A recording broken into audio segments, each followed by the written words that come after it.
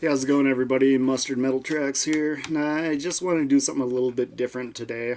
Um, just kind of wanted to talk about guitars in general, what guitars I use when recording my videos, and my recording setup, and just kind of why I do it. Let's see, where should we start out here? I guess we can talk about my recording setup first. My goal was just to have the most super simple setup possible, where I could still make something sound, decently well. And for hardware, I guess, start off with everything's done on a computer, okay? A laptop computer, I should state. Then everything's fed through an interface. Let's see, got it here. This Focusrite interface. Smallest one they got. Easy for travel, which I also should mention that 95% of the year I'm traveling, either out of state, hundreds of miles away from home for work. So I need my setup to be compact and simple. So this feeds the guitar to my computer, and then for a recording program, I use Ableton Live 10. And then for amplifier modifications, I use Amplitude 4 with the metal patch. And let's see, that's another thing there. With Amplitude 4, when I first bought the program, I didn't know that it's just a base program and they only give you a few free options for like amps, cabinets, pedal effects, microphones, whatnot. And being as I'm mostly play heavy metal music, they have a whole separate metal package that you can buy with that, or separate from that, I should say. So, yeah, so that kind of burned me a little bit, but I'm like, oh, whatever. It's a lot better than the uh, program I used to use before that for amp modification. So, all in all, I'm happy with it, despite that initial getting burned a little bit, but whatever, I'm over it. So, anyways, I use that for my plugin when I open my recording program, Ableton Live 10. Then what I do is I take a song, and for some reason it has to be in MP3 form to be able to load into Ableton, and then I can play over it. So, I can either burn it onto my computer from a CD, then convert it to MP3, and then plop that into the into Ableton, and then record the song as a single track, and then I'm able to just play over it and record over that, and that's basically it. I mean, just boom, done. And then just with a little simple editing, like sometimes I might double up the guitar tracks, pan them from right to left with a different guitar sound, just, I don't know. It all depends on the original song, I try to, get as close to the original tone as possible, but also keeping it different, at the same time, so you can hear my guitar different in the mix from everything else. Plus, I just mix it a little higher as well. So that's basically it, really. And then I, convert that to, or export it, I should say, to a separate music file. And then for the videos themselves, I, once again, just keeping it very simple. I'm not trying to overproduce anything over here. I'm just, trying to share the music that I love and, promote guitar playing and good bands. That's it. That's the whole ethos of my channel, really. So, yeah, with that out of the way... Oh no. I have to go back here. I was about to go off on a tangent. Yeah, so we're talking about video editing. So, I think the program I use is called Magic's Music Editor, or Magic's Video Editor, something like that. It's about the cheapest one I could find, you know, but usually, I mean, if you've seen several videos on my channel, I like to show a picture of the band themselves, you know, with a title, and then, boom, there's a song, some simple editing, boom, load it up to YouTube. About it, you know. Nothing fancy, I'm a man of simple tastes.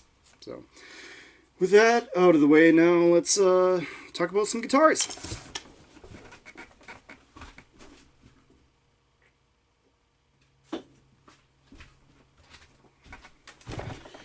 Alright, this one I've used in a lot of my videos. Don't got enough room here. This is an Ibanez RG Prestige. Bought this in 2009. I think it's a 2009 or 2008 model. There's a serial number. Well, anyway, it's around that time. But this was like the actual first nice guitar that I bought. For lack of a better term, I guess. But the first higher end, I should say. My first guitar was bought it from a pawn shop back in 2000, I think. Was a Squire 2 Strat, which is... I haven't seen any other Squire 2 besides that one that I bought. I bought it from a pawn shop in my local town. Looked like a regular Squire, but the only difference was it had a maple fretboard, which I've never seen on a Squire. Or another Squire, anyways. But, anyways, played that for a few years, and my second guitar was a BC Rich KKV, Kerry King Signature Series, but like the low-end model. But I loved that one, played that for several years, sounded nice, but eventually I saved up enough money to where I could actually afford a higher end guitar, you know, without getting into like the signature and custom models. And when I went into Guitar Center one day, seeing this one, I'm like, that is absolutely perfect. And I mean, goodness, I love this one. Really cool thing about this is the first guitar that I've had that has a floating tremolo, and it's called an Edge Pro system. And I've basically gotten addicted to floating trims from this guitar. God, this thing is really dirty. I've been playing it a lot lately. Anyways, but the bad thing about floating trims is anybody who's plays one of these knows they're just SOB to set up. And if you want to go and do a different tuning, it's just a nightmare. You know, if especially if you want to go from like an E standard down to a C standard, you know, and you know it just not only takes forever, but just because of the fact that you don't have strings that are more suited for a lower tuning, that really sucks, you know. But the good thing about this is it has this Edge Pro system on the back here. It has this little dial, you know, so you don't have to take the back plate off to readjust the springs, you know, with a screwdriver. So that eliminates one step of it at least, you know, with you know, unlocking the locking nut there, and you know, working the tuners, and then adjusting the damn springs, and then the fine tuners, trying to get the bridge all level. Yeah, it makes that step a lot easier. This one I usually always keep tuned to E, sometimes E flat standard. But yeah, this is my first baby, and I get a lot of play out of it gosh, all the time. Oh, and one modification I made to it actually is it originally had DiMarzio IBZ pickups. Yep. Yeah, it's got the humbucker, single humbucker set up here. But I replaced the bridge with a Seymour Duncan Dimebag Darrell pickup back in 2012. And it gives it a lot more of a active sounding pickup feel. I mean, this thing is pretty hot, you know, for a passive pickup. And yeah, definitely I'm glad I did that. Glad I tried that out. At the time I was getting into a lot of you know, electronic modifications, experiment and stuff like that. So yeah, there's the Ibanez. Move on to the next one.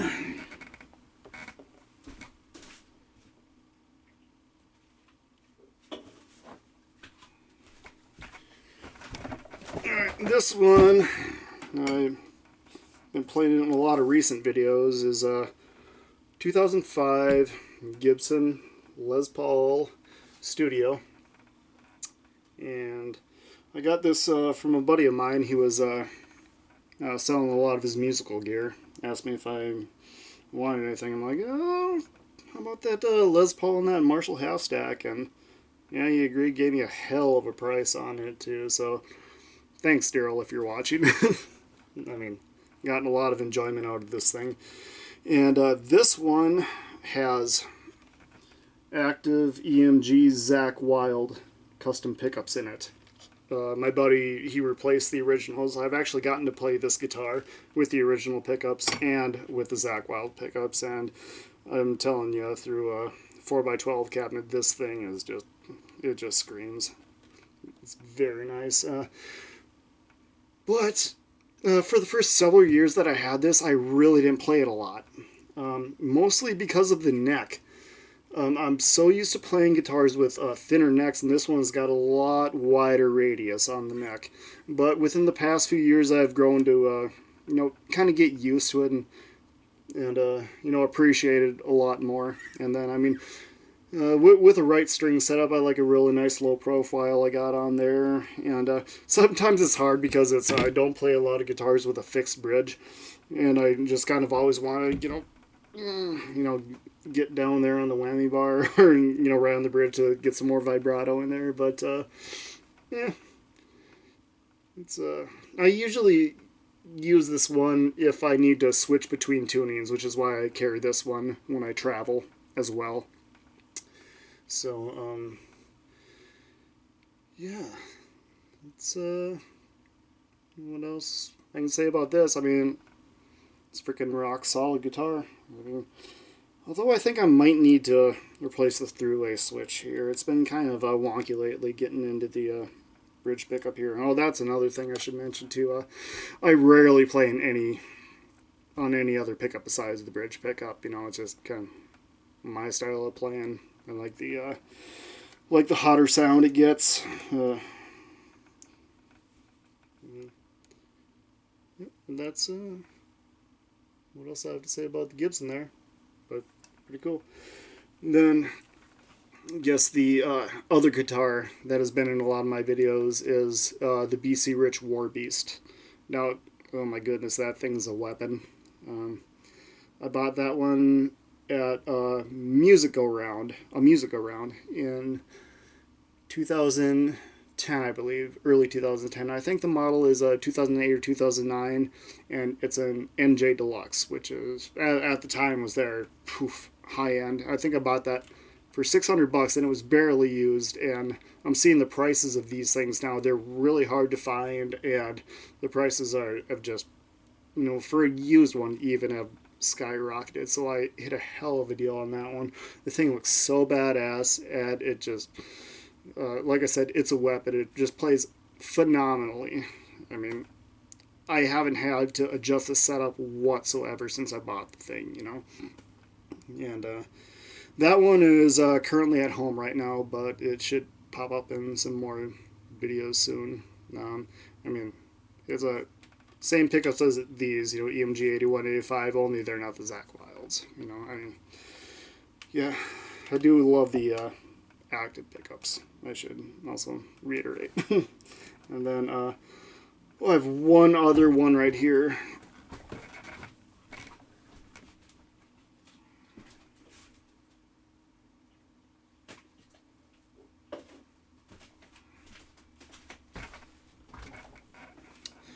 This one is an 8-string. Haven't played it in a video yet. This is a LTD. I'm not even sure what damn model it is. LTD 8-string, whatever. Got this in Schmidt Music, Duluth, Minnesota. I think summer 2012. Yep, that'd be right. And it was No, it's just kind of a cheap 8-string model. I think I paid about $300, if not less, for it. But the pickups were absolute crap. I mean, when you're down on the two lower strings here, they just sounded god awful, just mushy. You couldn't get any crisp sound out of it, no matter what amp you played through, no matter what effects you used.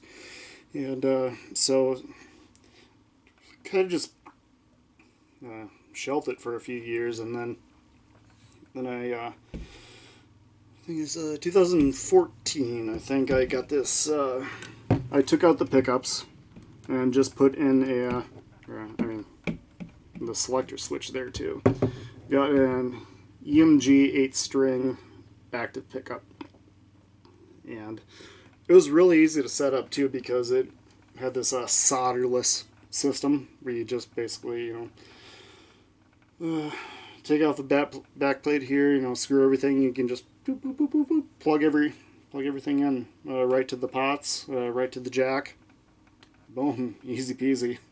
And yeah, it sounds a lot better, but I mean, you can tell it's kind of low quality because it's a real bitch to try to intonate, especially on the lower two strings there. But well, I brought this back to practice with it for a little bit because I kind of want to do a Fear Factory video sometime in the near future. But yeah, so there's that one. And I guess the only other different guitar, or one of them that I played in my videos, the electric anyway, was a just a straight up cheap Squire Strat that I played on Bathory's One Road to Azabay video. And that one, about in 2011, when I was working out in Lower Michigan, when I went over to Kalamazoo, to the Guitar Center there, seen that one used for, I think it was like $110.